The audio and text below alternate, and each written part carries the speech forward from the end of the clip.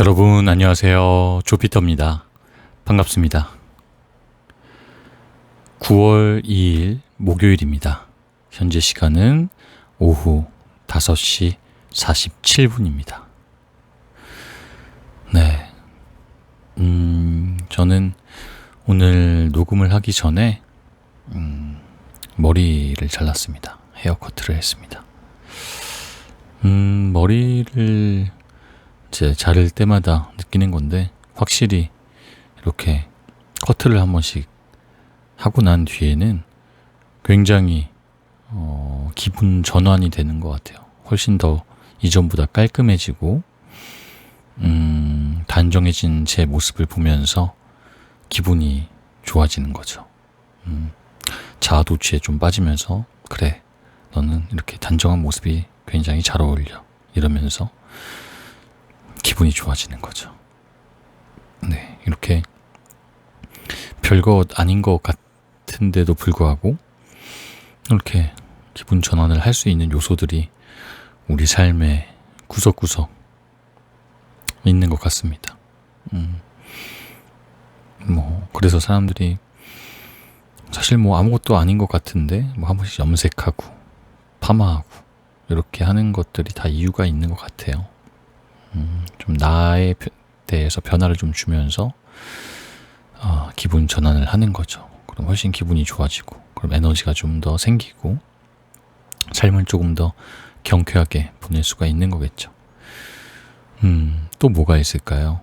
이렇게 기분 전환을 할 수 있는 요소들이 지금 당장은 좀 헤어와 관련된 부분들밖에 생각이 나지 않는데, 여러분들도 일에 치여서 또는 공부에 치여서, 삶에 치여서 조금 답답하시거나 그러실 때 이렇게 한 번씩 기분 전환을 할 수 있는 요소들이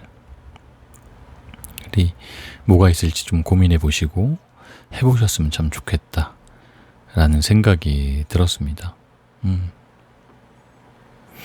이렇게 돈을 들여서 할 수도 있는 것들이 있지만, 제가 어제 산책을 조금 오랜만에 굉장히 길게 했었는데, 산책을 하니까 또 굉장히 개운하더라고요. 조금 다리가 아프긴 했지만 굉장히 개운하고, 또 좋은 공기 맡으면서 걸으니까 조금 마찬가지로 기분 전환이 좀 되고요. 그러더라고요. 산책도 저는 진짜 깜짝 놀랐어요. 정말 많은 분들이 산책을 하시더라고요. 제가 간 곳이 굉장히 이제 산책로로 잘 다듬어진 곳이긴 했는데, 정말 생각보다 많은 분들이 산책을 하시고 계시는 걸 보고 나서 깜짝 놀랐습니다. 무슨 콘서트장인 줄 알았어요. 근데 굉장히 좋았거든요.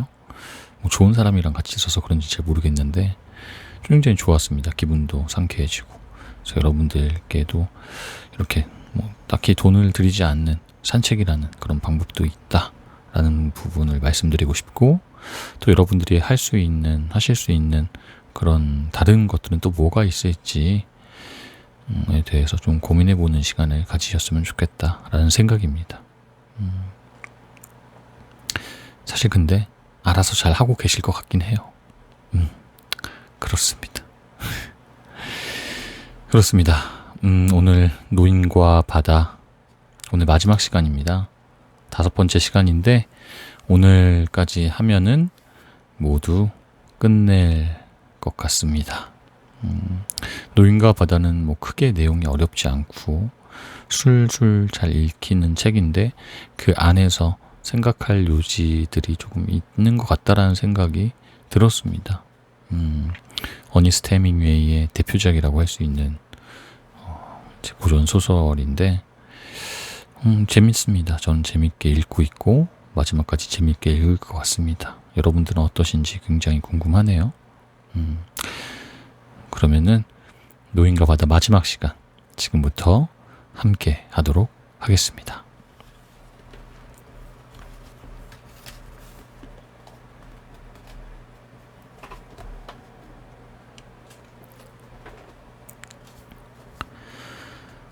상어는 한 바퀴 뒹굴었고, 노인은 상어의 눈 아래 이제 더 이상 생기가 없다는 것을 알아차렸다. 상어는 다시 한 번 뒤집히면서 제 몸을 2번이나 밧줄로 감아버렸다. 노인은 상어가 죽었다는 것을 알았지만 상어는 자신의 죽음을 인정하려 들지 않았다. 배때기를 드러내고 벌렁 뒤집힌 채 상어는 꼬리로 물을 치고 주둥이를 딸깍거리면서 마치 쾌속정처럼 파도를 가르고 앞으로 나아갔다. 꼬리로 수면을 후려칠 때마다 하얀 물보라가 일었고 밧줄이 팽팽해지면서 바르르 떨다가 그만 뚝 끊어져 버리자 몸뚱이의 4분의 3쯤이 물 밖으로 드러났다. 잠시 동안 상어는 수면 위에 조용히 떠 있었고 노인은 그 모습을 지켜보았다. 이윽고 상어는 아주 천천히 물속으로 가라앉아 버렸다. 저놈이 20kg쯤은 뜯어갔겠는걸. 노인이 큰 소리로 중얼거렸다.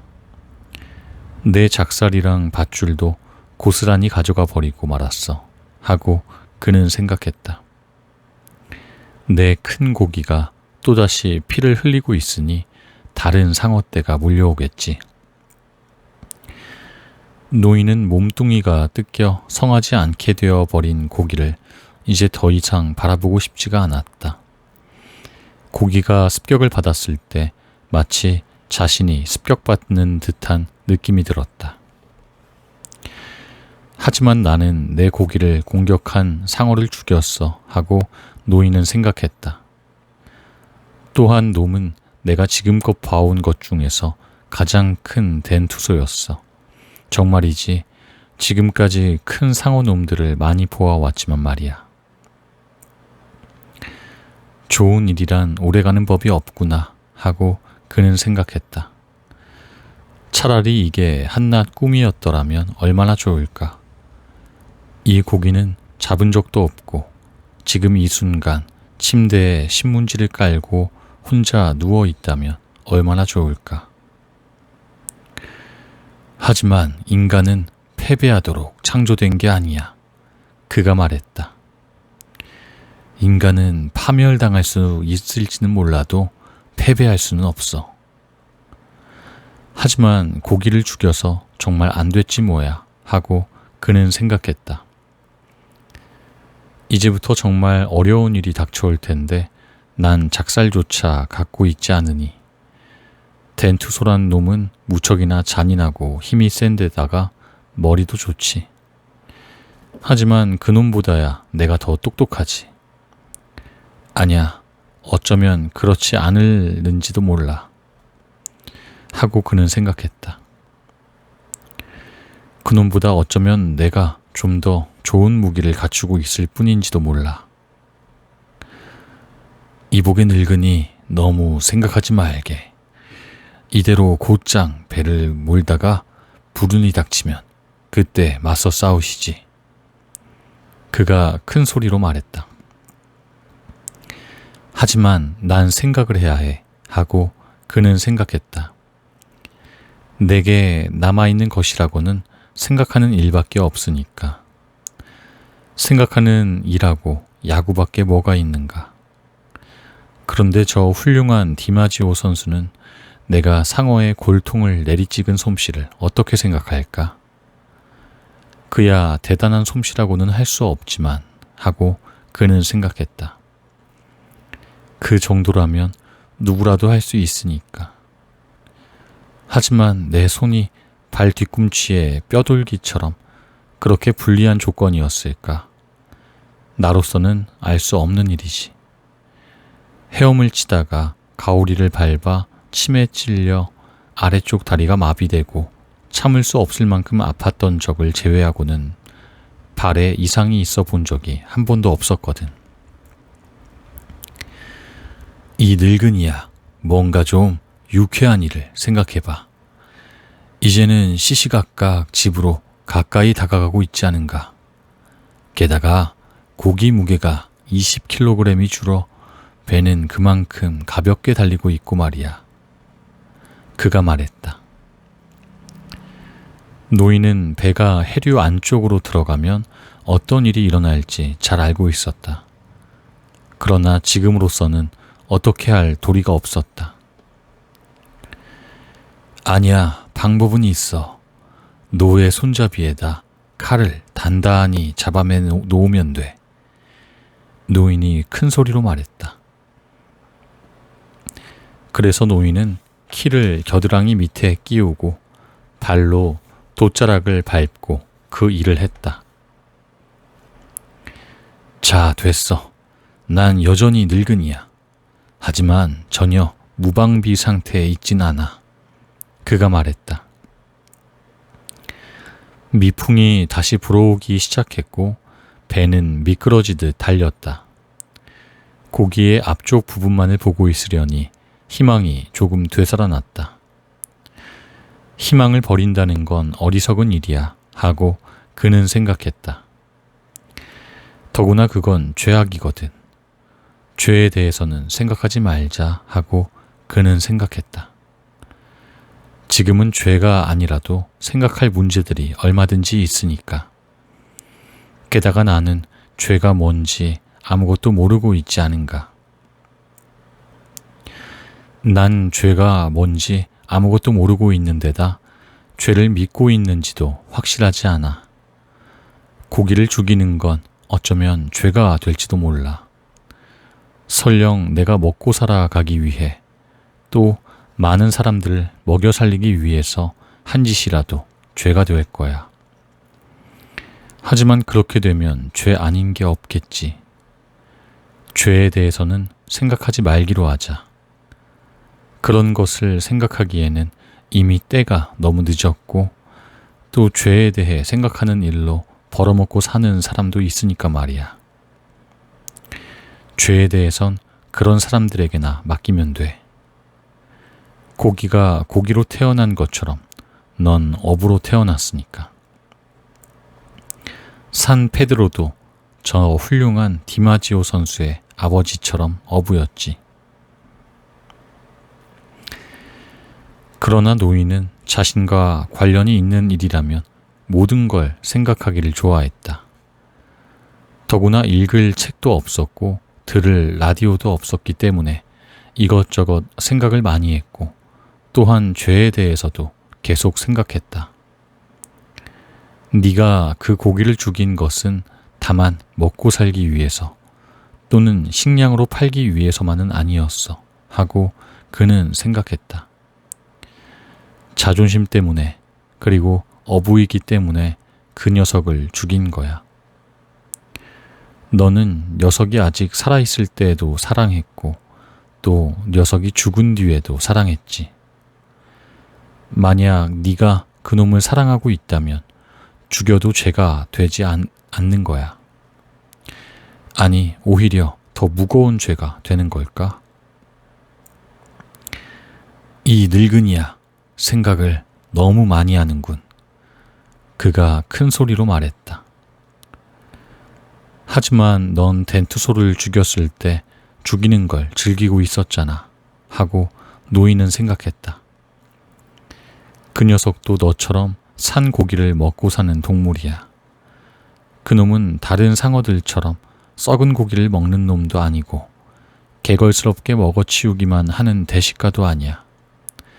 아름답고 고결하고 아무런 두려움도 모르는 놈이야. 내가 그 녀석을 죽인 건 정당방위였어. 그리고 정당한 방식으로 죽였다고. 노인은 큰 소리로 말했다.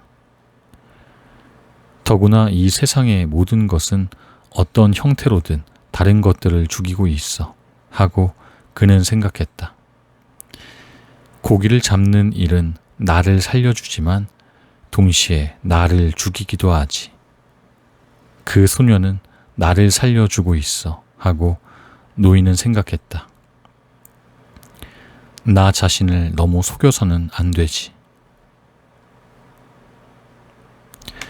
노인은 뱃전 밖으로 몸을 내밀고 상어한테 물어뜯긴 고기의 살점을 조금 잡아뗐다.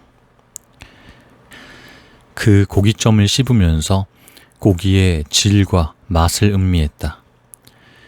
육류처럼 단단하고 물기가 많았지만 빛깔이 붉지는 않았다.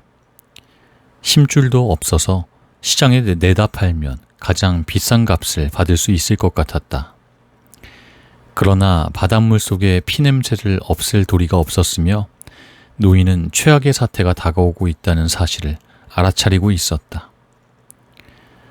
미풍이 계속 불어왔다. 바람의 방향이 북동쪽으로 조금 바뀌었지만 노인은 바람이 자지는 않을 것이라고 믿고 있었다. 멀리 앞쪽을 바라다 보았지만 돛 그림자 하나, 선체 그림자 하나, 배에서 피어오르는 연기 한 줄이 보이지 않았다. 다만 이 물 쪽에서 양쪽으로 이리저리 날뛰는 날치와 물에 떠다니는 누런 모자발류 해초더미가 보일 뿐이었다. 심지어 새 한 마리조차 볼 수 없었다. 노인은 고물 쪽에서 휴식을 취하며 원기를 돋우기 위해 청새치의 살을 가끔 뜯어 씹으면서 2시간가량 항해에 나갔다. 바로 그때 상어 2마리 중 첫 번째 놈이 다가오는 것이 보였다. 아! 노인이 큰 소리로 외쳤다. 이 외침 소리는 다른 어떤 말로도 옮겨놓을 수 없었다. 손바닥을 뚫고 널빤지에 못이 박히는 것을 느낄 때 무의식적으로 지르는 그런 소리라고나 할까. 갈라노구나. 그는 큰 소리로 말했다. 첫 번째 상어 뒤를 쫓아 바짝 따라오는 두 번째 상어의 지느러미가 보였다. 삼각형 모양의 갈색 지느러미와 빗자루로 휩쓸고 가는 듯한 꼬리의 움직임으로 보아 코가 삽처럼 생긴 상어라는 것을 알 수 있었다. 놈들은 냄새를 맡고 흥분해서 어쩔 줄 몰라 하고 있었고 배가 너무 고파 멍청해졌는지 냄새를 놓쳤다 찾았다 하고 막 있었다. 그러면서 놈들은 점점 더 가까이 다가오고 있었다. 노인은 재빨리 돛줄을 붙들어 매고 키가 움직이지 않도록 단단히 고정시켰다. 그러고 나서 칼을 잡아맨 노를 집어들었다. 두 손이 아파서 제대로 움직이지 않았기 때문에 될 수 있는 대로 살며시 그것을 들어 올렸다. 그런 뒤 노를 쥔 채 두 손의 통증을 풀어보려고 번갈아 폈다 오므렸다 했다. 두 손의 통증에 아랑곳하지 않으려고 힘껏 손을 움켜쥐고는 상어들이 가까이 다가오는 것을 지켜보았다. 넓적하고 평평한 삽처럼 생긴 머리통이 보였고 끄트머리가 희고 널찍한 가슴 지느러미도 보였다. 언제나 지독한 악취를 내뿜는 밉살스러운 이놈들은 다른 고기들을 직접 죽여서 먹기도 하고 썩은 고기를 먹기도 한다. 배가 고프면 노도 좋고 키도 좋고 아무거나 닥치는 대로 물어뜯는다. 바다거북이 물 위에 떠서 잠자고 있을 때 다리를 잘라먹고 달아나는 것도 바로 이놈들이다. 이놈들은 배가 고프면 피냄새나 생선 비린내가 나지 않아도 물속에 있는 사람에게까지 덤벼든다. 아, 갈라놓은 놈아, 이 갈라놓은 놈아, 어디 덤빌 테면 덤벼보아라. 노인이 외쳤다. 상어들이 다가왔다. 그러나 이놈들은 마코 상어처럼 덤벼들지는 않았다. 그중 한 놈이 갑자기 몸을 뒤집어 배 밑으로 자취를 감추어 버렸는데 노인은 상어 놈이 고기를 물어뜯고 잡아당길 때 배가 흔들리는 것을 느낄 수 있었다. 다른 한 놈은 가늘게 찢어진 누런 눈깔로 노인을 빤히 쳐다보더니 잽싸게 다가와 반달 모양의 주둥이를 쩍 벌리고 이미 뜯겨나간 살 쪽을 잽싸게 덮쳤다. 골과 척추가 연결된 갈색 머리통과 등 위에 선이 뚜렷이 드러났다. 노인은 그곳을 향해 노에 메어놓은 칼을 푹 찌르고 난 뒤 뽑아서 이번에는 고양이 눈깔 같은 누런 누나를 향해 다시 한번 더 내리찔렀다. 상어는 고기에게서 미끄러지듯 떨어져 나가며 죽으면서도 물어뜯은 살 조각을 삼키고 있었다. 또 다른 상어가 배 밑에서 고기를 물어뜯고 있었기 때문에 배는 여전히 흔들렸다. 노인이 잽싸게 돛줄을 풀어 배가 옆으로 돌자 상어가 물 밑에서 모습을 드러냈다. 상어를 보자 그는 재빨리 배전 밖으로 몸을 내밀어 상어에게 일격을 가했다. 그러나 상어의 몸뚱이를 쳤을 뿐 껍질이 단단하여 칼이 제대로 뚫고 들어가지 못했다. 세게 찌르는 충격으로 그의 두 손뿐만 아니라 어깨까지 아팠다. 그러나 상어는 물 밖으로 대가리를 내밀고 재빨리 다가왔고 노인은 상어가 코를 물 밖에 내놓고 고기를 물어뜯을 때 납작한 대가리 한복판을 정통으로 찔렀다. 노인은 칼을 뽑아 다시 한번 똑같은 부위를 찔렀다. 그러나 상어는 여전히 갈고리처럼 굽은 주둥이로 고기에 매달렸고 그러자 이번에는 그놈의 왼쪽 눈을 칼로 푹 쑤셨다. 그래도 상어는 여전히 고기에 매달려 있었다. 그래도 모자랐느냐? 노인은 이렇게 말하고 이번에는 척추와 골통 사이에 칼날을 내리꽂았다. 이번에는 힘이 덜 들었고 연골이 갈라지는 것이 느껴졌다. 노인은 노를 거꾸로 잡고는 상어의 주둥이 속에다 노깃을 비틀어 넣고 아가리를 벌렸다. 노를 한 바퀴 비틀자 상어가 미끄러지듯 떨어져 나갔다. 그러자 노인은 이렇게 말했다. 잘 가거라 갈라놓은 놈아. 바다 밑으로 1km 반쯤 깊숙이 가라앉아라. 가서 네 친구를 만나보렴. 아니면 네 어미를 만나거나. 노인은 칼날을 닫고 노를 내려놓았다. 그러고는 돛줄을 찾아내 동여매었고 돛에 바람을 가득 싣고 항로를 따라 배를 달리게 했다. 놈들이 고기 4분의 1은 뜯어간 것 같군. 그것도 가장 좋은 부위를 말이야. 노인은 큰 소리로 말했다. 차라리 이 일이 꿈이었더라면 좋았을걸. 또 이 고기를 잡지 않았더라면 좋았을걸. 고기야, 너한테는 정말 미안하게 되었구나. 그래서 모든 게 엉망이 되어버렸던 거야. 그는 말을 멈추었고 이제 더 이상 고기를 바라보고 싶지 않았다. 피가 빠져나가고 바닷물에 깨끗이 씻긴 고기는 거울의 뒷면처럼 은색을 띠고 있었으나 줄무늬만은 아직도 선명했다. 고기야, 난 이렇게 멀리 나오지 말았어야 했는데 너를 위해서나 나를 위해서나 말이다. 고기야, 미안하구나. 그가 말했다. 자, 하고 노인은 자신에게 말했다. 칼을 잘 잡아맸는지 점검해보고 혹 끈이 끊어진 데가 없는지 살펴봐야지.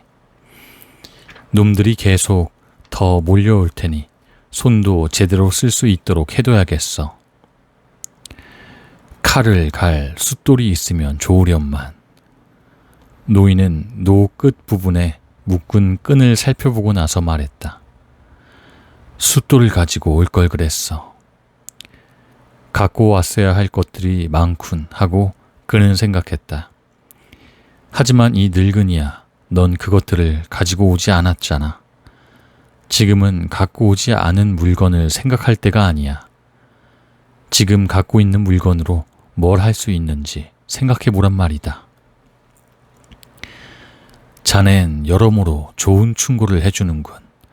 하지만 이젠 그것도 신물이 났어. 그가 큰 소리로 말했다. 배가 앞으로 나아갈 때 노인은 겨드랑이 밑에 키를 끼우고 물속에 두 손을 담갔다. 마지막 놈이 얼마나 많이 뜯어먹었는지 모르겠군. 그가 말했다. 하지만 덕분에 배는 훨씬 가벼워졌어.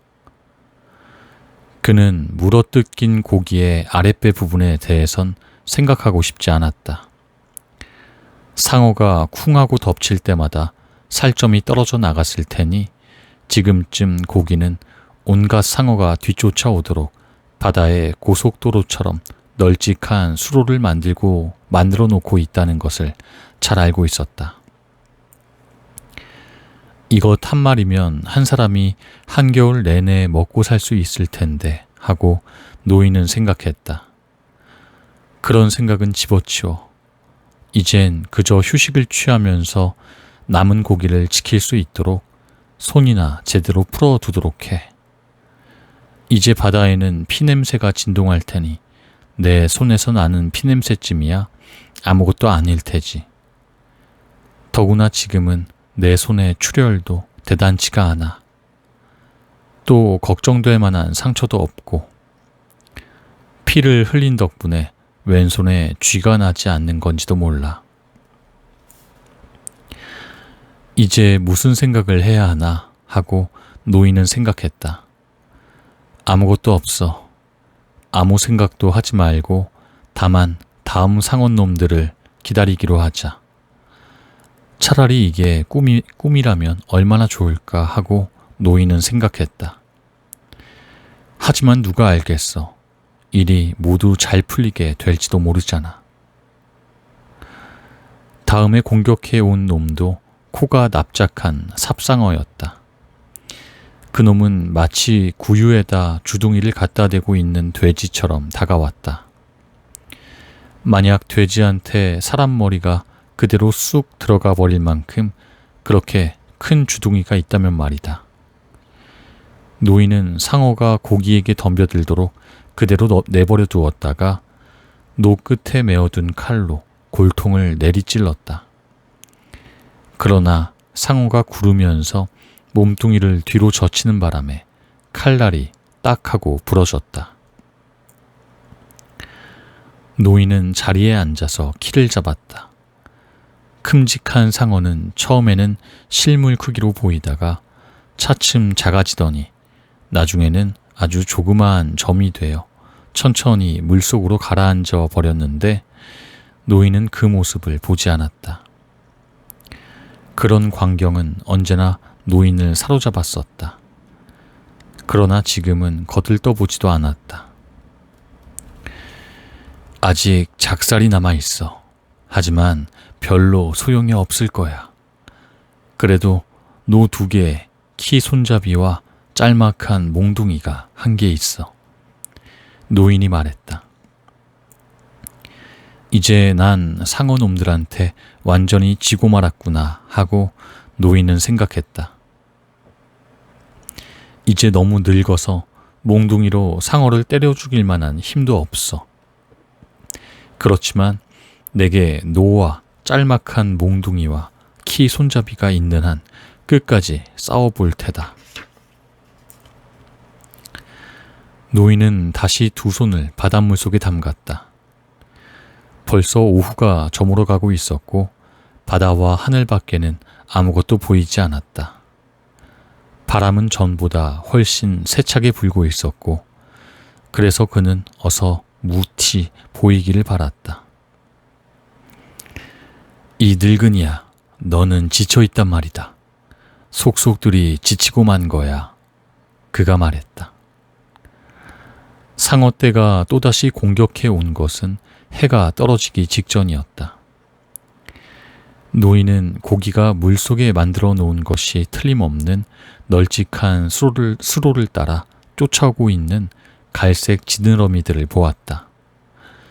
이미 그놈들은 냄새를 찾아 이리저리 헤매지도 않았다. 어깨를 나란히 하고 똑바로 배를 향해 헤엄쳐 오고 있었다. 노인은 키를 고정시키고 돛줄을 단단히 동여맨 다음 손을 뻗어 고물 밑창에서 몽둥이를 찾아냈다. 그것은 부러진 노를 60cm가 넘는 길이로 자른 노의 손잡이였다. 손잡이가 있어서 한 손으로도 쉽게 다룰 수 있었다. 그는 오른손으로 그것을 움켜잡고 손목을 가볍게 움직이면서 상어떼가 다가오는 것을 지켜보았다. 두 마리 모두 갈라노 상어였다. 먼저 오는 놈이 고기를 물어뜯도록 내버려 두었다가 콧등이나 대가리를 정통으로 후려갈겨줘야지 하고 그는 생각했다. 상어 두 마리는 바싹 붙어서 다가왔고 바로 옆에 온 놈이 아가리를 딱 벌리고 고기의 은빛 옆구리에 덤벼들었을 때 노인은 몽둥이를 높이 치켜들었다가 넓적한 머리통 위에 꽝 하고 힘껏 내리갈겼다. 몽둥이가 상어의 머리통에 닿을 때 단단한 고무 같은 탄력이 느껴졌다. 그러나 또한 딱딱한 뼈의 감촉도 느껴졌다.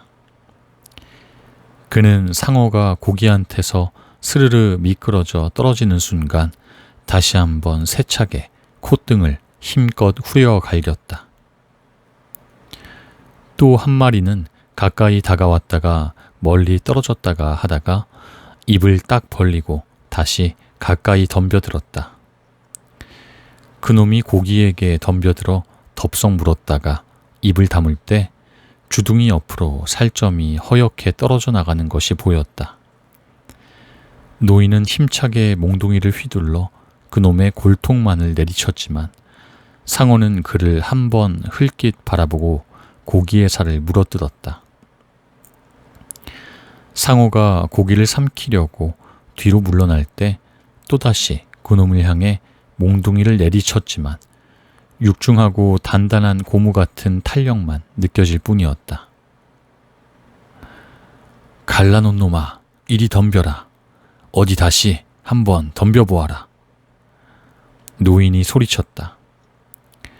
상어는 와락 잽싸게 덤벼들었고 노인은 그놈이 주둥이를 다물 때 내리쳤다.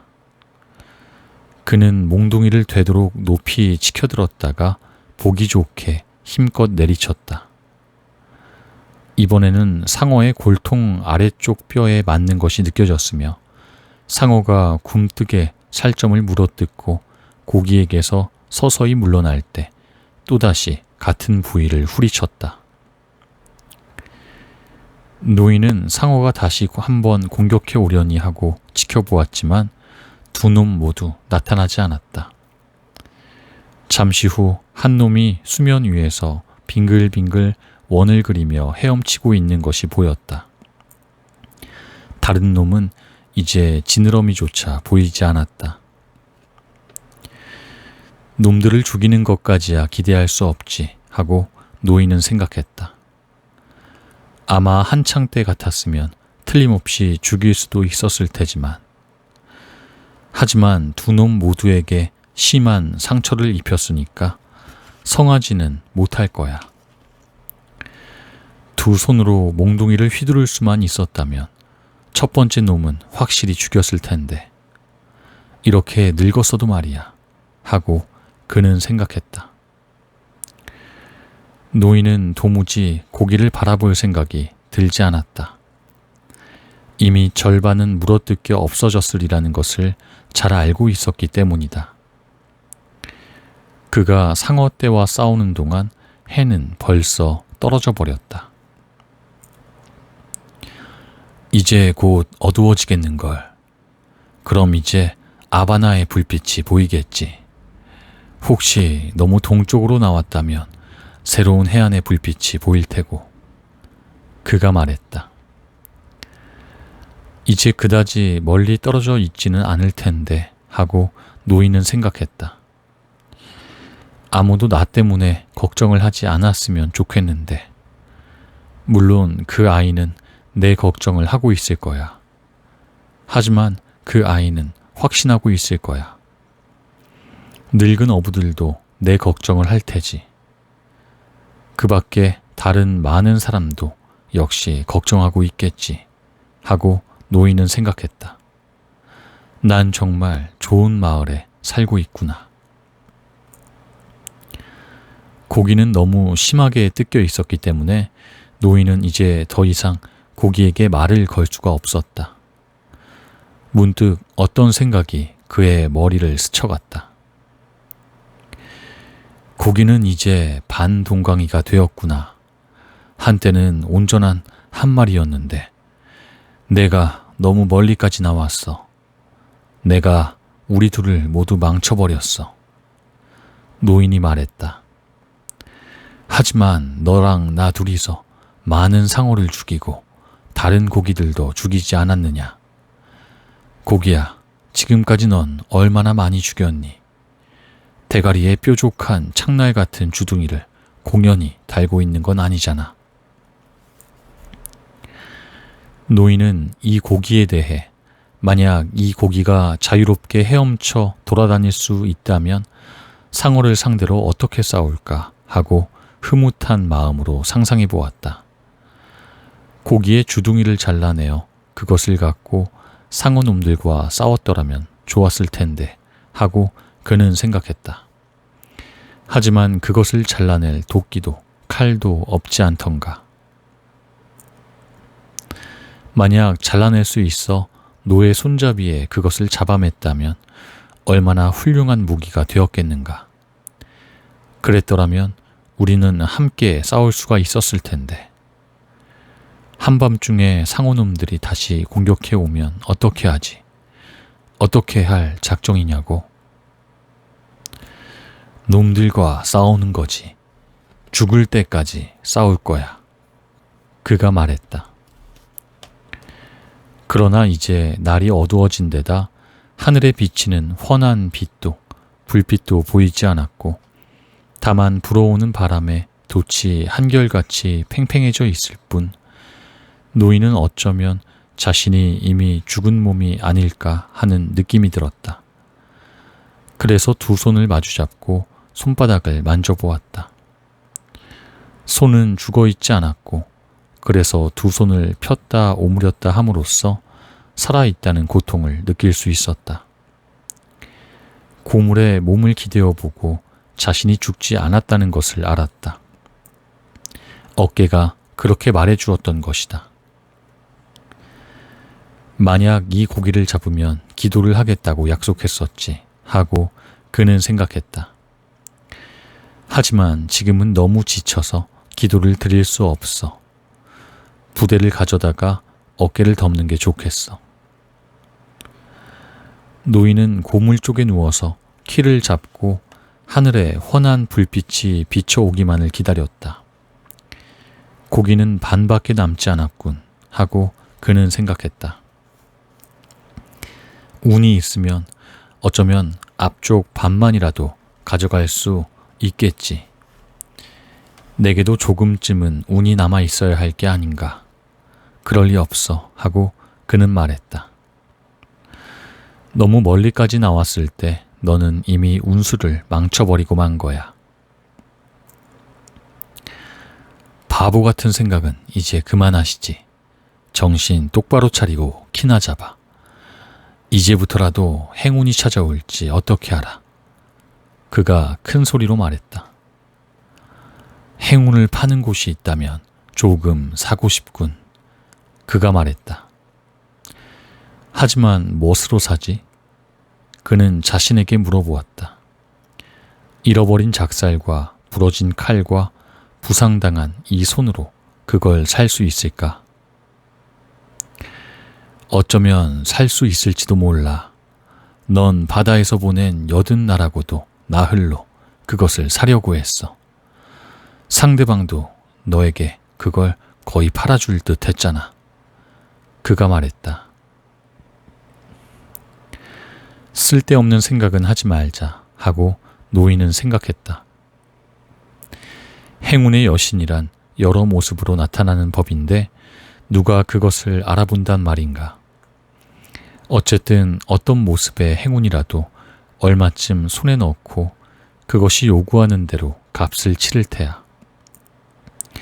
하늘에 환한 불빛이 나타나면 좋을 텐데 하고 그는 생각했다. 나는 바라는 게 너무 많구나. 하지만 지금 당장 절실히 바라는 건 그 환한 불빛을 바라보는 거야.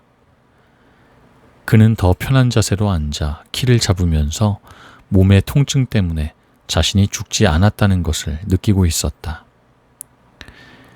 밤 10시쯤 되었으리라고 생각될 무렵 아바나시의 불빛이 하늘에 훤히 반사되는 것이 보였다. 처음에는 달이 뜨기 전에 하늘처럼 겨우 알아볼 수 있을 정도로 어렴풋할 뿐이었다. 그러다가 때마침 바람이 거세게 불어오자 거칠어진 바다 너머로 이제는 불빛이 흔들리지 않고 뚜렷이 보였다. 그는 불빛이 비치는 안쪽을 향해 배를 돌리고 이제 곧 멕시코 만류의 가장자리로 틀림없이 들어갈 것이라고 생각했다. 이제 싸움은 끝났어 하고 그는 생각했다. 어쩌면 상어떼가 다시 공격해 올지도 모르지. 하지만 이렇게 캄캄한 어둠 속에서 무기도 없이 상어를 상대로 어떻게 싸울 수 있단 말인가. 노인의 몸은 빳빳해지면서 아파왔고 밤의 냉기 때문에 상처가 난 곳과 긴장했던 몸 부위가 욱신거리며 쑤셨다. 더 이상 싸우지 않으면 좋으련만 하고 그는 생각했다. 제발 또다시 싸우지 않아도 된다면 오죽이나 좋을까. 그러나 자정 무렵 노인은 다시 한번 싸우게 되었고 이번에는 그것이 승산 없는 싸움이라는 것을 알았다. 상어는 떼를 지어 몰려왔고 그의 눈에는 상어의 지느러미가 수면에 길게 만들어내는 줄과 상어가 고기에게 덤벼들 때의 인광이 보일 뿐이었다. 그는 상어의 대갈통을 몽둥이로 마구 후려쳤으며 상어 주둥이가 부서지는 소리를 들었고 상어가 배 밑으로 들어갈 때 배가 흔들리는 것을 느꼈다. 그는 이렇게 느낌과 소리에 의지해 필사적으로 몽둥이를 휘둘러댔다. 그러나 뭔가가 몽둥이를 잡는 것이 느껴지는 순간 몽둥이마저 어디론가 사라져버리고 말았다. 노인은 키에서 손잡이를 잡아 빼어 두 손으로 움켜쥐고 닥치는 대로 마구 후려갈겼다. 그러나 상어떼는 이제 이물 쪽으로 몰려가서 한 놈씩 번갈아 또는 한꺼번에 덤벼들어 고기를 물어뜯었다. 상어떼가 다시 한번 덤벼들려고 되돌아올 때 물어뜯긴 고기 살점이 바다 아래에서 밝은 빛을 내뿜고 있었다. 마침내 한 마리가 마지막으로 고기의 머리를 향해 돌진해 오자 노인은 이제 모든 것이 끝장났다는 사실을 알았다. 그는 잘 뜯기지 않는 육중한 고기 대가리를 물고 있는 상어 대가리를 향해 손잡이를 내리쳤다. 한 번, 또 한 번, 그리고 다시 한 번 상어의 골통을 계속 내리갈겼다. 손잡이가 부러지는 소리가 들렸지만 조각난 끝으로 힘껏 상어를 찔렀다. 살을 뚫고 들어가는 것이 느껴졌고 부러진 손잡이의 끝이 뾰족하다는 것을 알아차린 그는 그것을 다시 한번 깊숙이 찔러 박았다. 그러자 상어는 물었던 살점을 놓고 나뒹굴며 물러갔다. 그놈이 몰려들었던 상어떼의 마지막 놈이었다. 뜯어먹을 고기도 이제는 남아있지 않았다. 노인은 이제 거의 숨을 쉴 수 없을 정도였고 입속엔 이상한 맛이 감돌았다. 구리 같은 들척지근한 맛이 느껴진 순간 노인은 덜컥 겁이 났다. 그러나 그렇게 심한 것은 아니었다. 노인은 바다에 침을 뱉으며 말했다. 이거나 처먹어라, 이 갈라놓은 놈아. 그리고 사람 죽인 꿈이나 꾸어라. 그는 이제 마침내 돌이킬 수 없을 정도로 완전히 녹초가 되고 말았다는 사실을 깨달았다. 고물 쪽으로 기어가 보니 톱니 모양으로 부러진 키 손잡이에 토막이 키 구멍에 잘 들어가 그런대로 충분히 방향을 잡을 수 있었다. 그는 부대를 어깨 위에 걸치고 배의 진로를 잡았다. 이제 배는 바다 위를 가볍게 미끄러지듯 달렸다. 그에게는 아무런 생각도 아무런 감정도 떠오르지 않았다. 노인은 모든 것을 초월한 채 가능한 한 배를 요령 있게 다루어 무사히 항구에 도착할 수 있도록 몰았다. 누군가 식탁에서 음식 부스러기를 주워 먹기라도 하듯 한밤중에도 상어떼가 고기 잔해에 덤벼들었다. 그러나 노인은 상어떼에 대해서는 전혀 관심을 두지 않고 오직 키 잡는 일에만 집중했다. 배전에 달린 무거운 짐이 없어진 배가 얼마나 가볍고도 순조롭게 바다 위를 미끄러지듯 달리는지만 느낄 뿐이었다. 배에는 이상이 없구나 하고 그는 생각했다. 키 손잡이 말고는 전혀 피해가 없어. 손잡이 같은 거야 쉽게 갈아 끼울 수 있지. 노인은 이제 배가 해류 안으로 들어온 것을 느낄 수 있었고 해안을 따라 있는 마을에 불빛이 보였다. 배가 어디쯤 와 있는지 알았기에 이제 항구로 돌아가는 것은 누워서 떡 먹기였다. 뭐니 뭐니 해도 바람은 우리의 친구니까 하고 그는 생각했다. 때에 따라서 말이지 하고 그는 단서를 붙였다. 그리고 거대한 바다, 그곳에는 우리의 친구도 있고 적도 있지. 그리고 참 침대는 하고 그는 생각했다. 침대는 내 친구거든. 침대 말이야 하고 그는 생각했다. 침대란 참 좋은 물건이지. 녹초가 되었을 때 그렇게도 편안하게 해주지 하고 그는 생각했다. 침대가 얼마나 편안한 물건인지 예전엔 미처 몰랐었지. 한데 너를 이토록 녹초가 되게 만든 것은 도대체 뭐란 말이냐 하고 그는 생각했다. 아무것도 없어. 다만 너는 너무 멀리 나갔을 뿐이야. 그는 큰 소리로 말했다. 노인이 조그마한 항구 안으로 들어갔을 때 테라스에 불이 꺼져 있었기 때문에 다들 잠을 자고 있다는 것을 알 수 있었다. 산들바람이 꾸준히 불더니 지금은 점점 거세지고 있었다. 그러나 항구 안은 조용했고 그는 바위 아래 조그마한 자갈밭에 배를 댔다. 도와주는 사람이 아무도 없었지만 노인은 될 수 있는 대로 배를 뭇 깊숙한 곳까지 바싹 끌어올렸다. 그러고 나서 배에서 내려 배를 바위에 단단히 붙들어 맸다. 노인은 돛대를 빼내고 돛을 감아서 묶었다. 그러고 나서 돛대를 어깨 위에 걸머매고 언덕길을 오르기 시작했다. 그제야 비로소 그는 자신이 얼마나 녹초가 되었는지 깨달을 수 있었다. 잠깐 발걸음을 멈추고 뒤를 돌아보니 가로등 불빛에 고기의 커다란 꼬리가 조각배의 고물 뒤쪽에 꼿꼿이 서 있는 것이 보였다.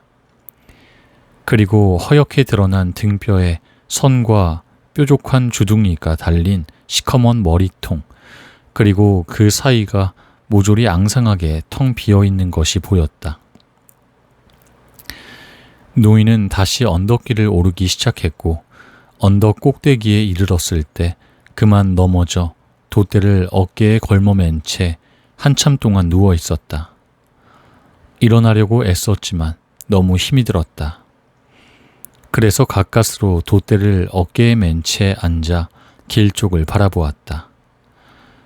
마침 길 저쪽으로 고양이 한 마리가 오줌을 누려고 지나가고 있었고 노인은 고양이를 물끄러미 바라보았다. 그러고는 다시 길 쪽을 물끄러미 바라다 보았다. 마침내 노인은 돛대를 내려놓고 자리에서 일어섰다. 그리고 다시 돛대를 집어 어깨에 메고 길 위쪽으로 올라가기 시작했다. 오두막집에 도착할 때까지 노인은 5번이나 쉬어야 했다. 오두막집에 들어간 노인은 돛대를 벽에 기대어 세웠다.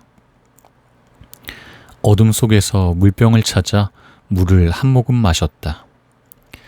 그러고는 침대에 벌렁 드러누웠다. 담요를 어깨와 등과 다리까지 덮고 두 팔을 쭉 뻗고 손바닥을 위로 펼친 채 신문지에 얼굴을 파묻고 잠이 들었다. 이튿날 아침에 소년이 오두막집 문 안을 들여다보았을 때 노인은 잠을 자고 있었다.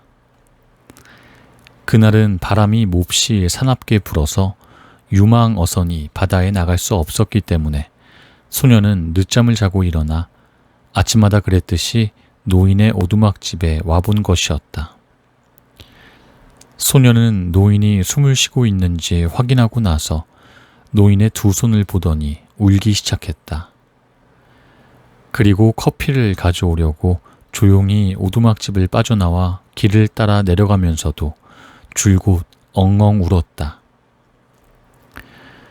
많은 어부들이 조각배 주위에 모여서서 배전에 매달려 있는 것을 구경하고 있었다. 한 어부는 바지를 걷어올리고 물속으로 들어가 낚싯줄로 고기 잔해의 길이를 재고 있었다. 소년은 그곳으로 내려가지 않았다. 벌써 가보았던 것이다. 어부 하나가 소년을 대신해 배를 살펴보고 있었다. 노인은 좀 어떠시냐? 어느 어부가 큰 소리로 물었다. 주무시고 계세요. 소년이 큰 소리로 대답했다. 자기가 울고 있는 것을 어부들이 바라보고 있었지만 소년은 개의치 않았다. 그분을 깨우지 않는 게 좋겠어요. 코끝에서 꼬리까지 무려 5.5m나 되는군. 고기의 길이를 재던 어부가 소리를 질렀다. 그렇게 될 거예요. 소년이 말했다. 소년은 테라스로 들어가서 커피 한 잔을 주문했다. 뜨겁게 해주세요. 우유랑 설탕도 듬뿍 넣어주시고요. 그 밖에 더 필요한 건 없니? 네, 없어요. 나중에 할아버지가 뭘 잡수실지 알아볼게요. 정말 굉장한 고기더구나. 저렇게 큰 놈은 난생 처음 보았다니까. 어제 네가 잡은 2마리도 꽤 좋은 놈이었다만. 주인이 말했다. 제가 잡은 고기 그까짓 거야 뭐. 소년은 이렇게 말하고 또다시 울기 시작했다. 너도 뭐 좀 마실래? 주인이 물었다. 아니요. 산티아고 할아버지를 귀찮게 하지 말라고 일러주세요. 전 그만 돌아가 봐야겠어요. 소년은 대답했다. 내가 마음 아파하더라고. 전해다오. 고맙습니다. 소년이 대답했다. 소년은 뜨거운 커피가 든 깡통을 들고 노인의 오두막집으로 가서 노인이 잠을 깰 때까지 곁에 앉아 있었다. 노인은 한 번 깰 것 같은 기척을 보였다. 그러나 다시 깊은 잠에 빠졌고 소년은 길 건너편으로 가서 커피를 따뜻하게 데울 나무를 빌려왔다. 마침내 노인이 잠에서 깨어났다. 일어나지 마세요. 소년이 말했다. 이걸 드세요. 소년은 유리잔에 커피를 조금 따랐다. 노인은 그것을 받아 마셨다. 그놈들한테 내가 졌어. 마놀린. 놈들한테 내가 완전히 지고 만 거야. 노인이 말했다. 할아버지가 고기한테 지신 게 아니에요. 고기한테 지신 게 아니라고요. 그렇지. 정말 그래. 내가 진 건 그 뒤였어. 페드리코 아저씨가 배와 어구를 손질하고 있어요. 고기 대가리는 어떻게 하실 거예요? 페드리코더러 잘라서 고기 잡는 덫으로나 쓰라고 하지. 그 창날 같은 주둥이는요? 갖고 싶거든 네가 가지렴. 제가 갖고 싶어요.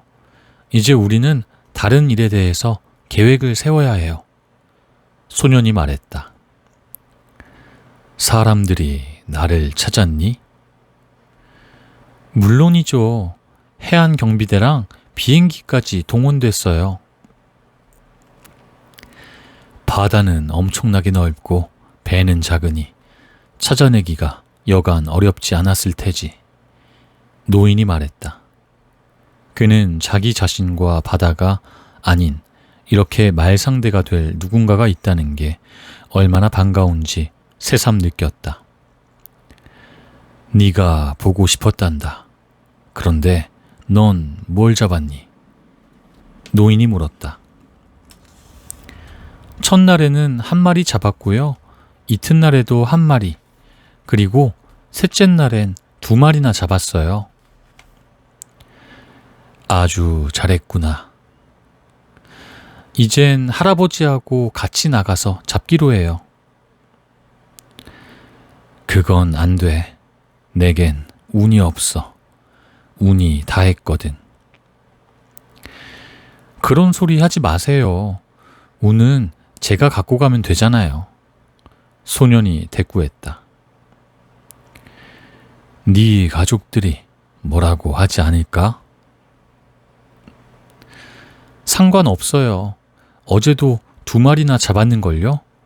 하지만 전 아직도 배울 게 많으니까 이제부턴 할아버지와 함께 나갈래요. 잘 드는 도살용 창을 하나 구해서 고기잡이 나갈 때 늘 배에 갖고 다녀야겠더라. 낡은 포드 자동차에 판용수철로 창날을 만들 수 있을 거야. 과나바코아에 가서 갈아오면 될 거고. 불에 달구지 않아서 부러지기는 쉽겠지만 날카롭기는 할걸. 내 칼은 부러지고 말았어. 제가 어디서 칼을 하나 구해올게요. 용수철도 갈아오고요. 이 브리사 바람이 며칠이나 계속될까요? 아마 사흘은 불걸. 어쩌면 그 이상 불지도 모르지. 제가 뭐든 준비해 놓을게요. 할아버지는 손이나 어서 치료하도록 하세요. 소년이 말했다. 이걸 낫게 하는 법은 잘 알고 있단다. 한데 말이다. 밤중에 내가 이상한 것을 뱉어냈는데 가슴 속에서 뭔가 찢어지는 것 같은 기분이 들더라구나. 그것도 빨리 치료하시고요. 자, 어서 자리에 누우세요. 할아버지, 깨끗한 셔츠를 갖다 드릴게요. 그리고 뭔가 잡수실 것도요. 소년이 말했다. 내가 없던 동안에 온 신문이 있거든. 좀 가져다 주렴. 노인이 말했다. 얼른 나으셔야 해요. 전 아직 할아버지한테 배울 게 너무 많으니까요. 또 할아버지는 제게 모든 걸 가르쳐 주셔야 해요. 대체 얼마나 고생하신 거예요? 많이 했지. 노인이 대답했다. 그럼 드실 것이랑 신문을 가져올게요. 소년이 말했다. 푹 쉬세요, 할아버지. 약국에서 손에 바를 약도 사올게요. 페드리코한테 고기 대가리를 주는 걸 잊지 마라. 네, 잘 기억하고 있을게요. 소녀는 문 밖으로 나와 발길에 닳고 다른 산호초기를 따라 걸어 내려가면서 또 엉엉 울었다. 그날 오후 테라스에는 관광객 일행이 찾아왔다. 빈 맥주깡통과 죽은 꼬치고기 사이로 바다를 내려다보고 있던 한 여자가 문득 끄트머리에 거대한 꼬리가 달린 길고 엄청난 흰 등뼈를 발견했다. 동풍이 항구 밖에서 줄곧 거센 파도를 일으키며 불고 있는 동안 그 등뼈는 수면 위의 모습을 드러낸 채 해류에 휩쓸려 흔들리고 있었다. 저게 뭐죠? 여자가 웨이터에게 물으면서 이제 해류를 타고 바다로 밀려나가기를 기다리는 쓰레기에 지나지 않는 그 엄청나게 큰 고기의 길쭉한 등뼈를 손으로 가리켰다. 티브론이죠. 상어랍니다. 웨이터가 대답했다. 그러면서 그는 사건의 경위를 설명하려고 애를 썼다. 상어가 저토록 잘생기고 멋진 꼬리를 달고 있는 줄은 미처 몰랐어요. 나도 몰랐는걸. 여자와 동행인 남자가 말했다. 길 위쪽의 오두막집에서 노인은 다시금 잠이 들어 있었다. 얼굴을 파묻고 엎드려 여전히 잠을 자고 있었고 소년이 곁에 앉아서 그를 지켜보고 있었다. 노인은 사자 꿈을 꾸고 있었다.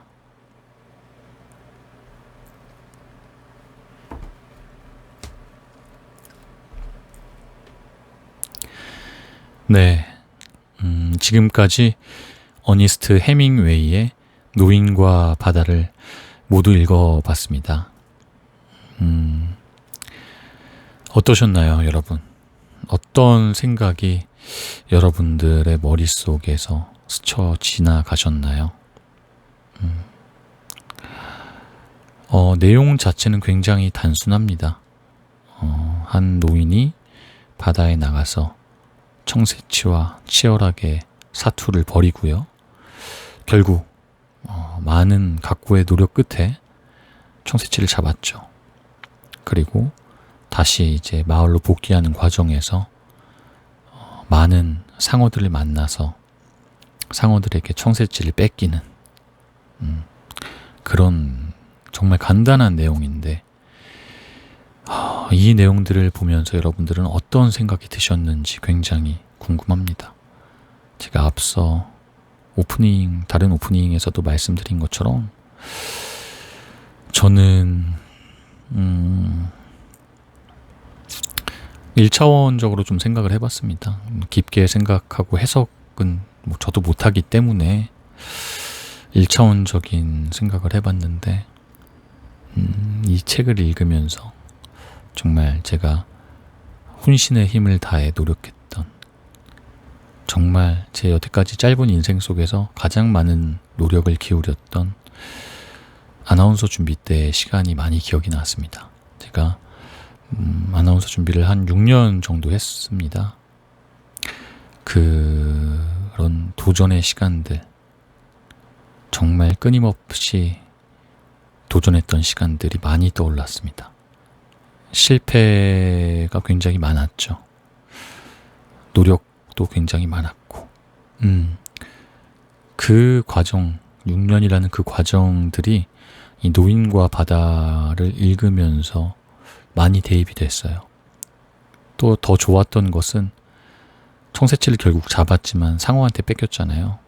어떻게 보면 이제 실패라고 할 수 있겠죠. 성공이라기보다는. 저는 그 실패라는 과정이 저에게 더 많이 맞닿기 때문에 그런 내용도 크게 제게 다가왔습니다. 일단은 청새치를 잡기 위해서 했던 그 수많은 노력들, 청새치와 함께 정말 긴 시간을 함께 하면서 어떻게 보면 이제 청새치를 가만두었던 시간들이 굉장히 많았잖아요. 잘 흘러가게끔 가만히 두었던 시절들이 제가 이제 시험 준비를 하면서 조금은 이제 운명의 노력을 계속 연습과 노력을 계속 하면서도 이제 운명의 시간에 맡겼던 저의 그 상황에 많이 대입이 됐고, 그러면서 이제 청새치를 잡으려고 했던 각종 노력들, 그러면서 가졌던 많은 상처와 실패들이 제가 시험을 준비하면서 가졌던 많은 노력들과 또 그 과정에서 있었던 상처들 그리고 실패들과 많이 대입이 됐습니다. 그리고 청새치를 결국에 잡아냈지만 다시 마을로 복귀하는 과정 속에서 뜻하지 않게 방해가 됐던 상어라는 존재들 역시 저 역시도 이제 잡힐 듯 잡히지 않았던 목표가 있었는데, 그것들이 이제 뜻하지 않았던 또는 예상이 어느 정도 가능했던 그런 장애물들을 만나면서 서서히 이제 기울어가는 그런 시절이 있었는데, 그런 시절과도 굉장히 맞닿았고요. 그리고 계속해서 이겨내려고 상처를 입으면서도 계속해서 이겨내려는 그런 과정들, 저 역시도 마찬가지였죠. 많은 상처를 받으면서도 끊임없이 지지 않고 이겨내려고 했던 그런 과정이 있었고, 완전히 지쳐서 집안에서 푹 잠을 잤던 그 모습 역시 저도 완전히 지쳐서 번아웃이 되었던 적도 있었고, 휴식이 필요했던 시절도 있었습니다. 거의 반은 미쳐있는 모습이죠. 이었죠. 거의 거진 반은 미쳐있었던 때도 있었고요.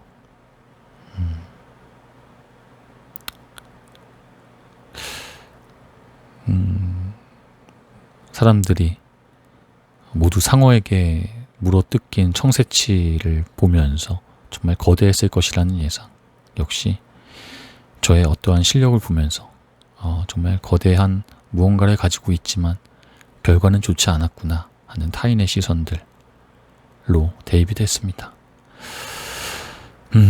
기타 마지막에 나와 있었던 어떤 사자 꿈이라든지 이런 것들은 사실 제가 해석하기엔 좀 어려운 것 같아요. 그런데 좀 1차원적으로 대입을 해서 이런 고기와의 사투, 청새치와의 사투와 상어와의 사투들이 여태까지 제가 살아왔던 인생에서 벌였던 가장 큰 사투에 아주 크게 대입이 잘 됐던 것 같아서 읽으면서 많이 뭉클하기도 하고 좀 가슴도 많이 아팠고 그랬습니다. 재미있었습니다, 저는. 여러분들의 어떤 삶 속에 어떻게 대입이 됐거나 또 느꼈거나 하셨는지 궁금합니다. 각자마다 살아온 삶이 다 다르기 때문에 아마 다 다르게 느껴지시겠죠. 제가 느꼈던 부분과 비슷하게 느끼신 분도 계셨을 거고, 아니면 아예 그냥 새로운 포인트에서 새롭게 또 이제 감정이입이 되신 분들도 있을 거라고 생각을 합니다. 저는 노인과 바다 굉장히 재밌게 잘 봤습니다.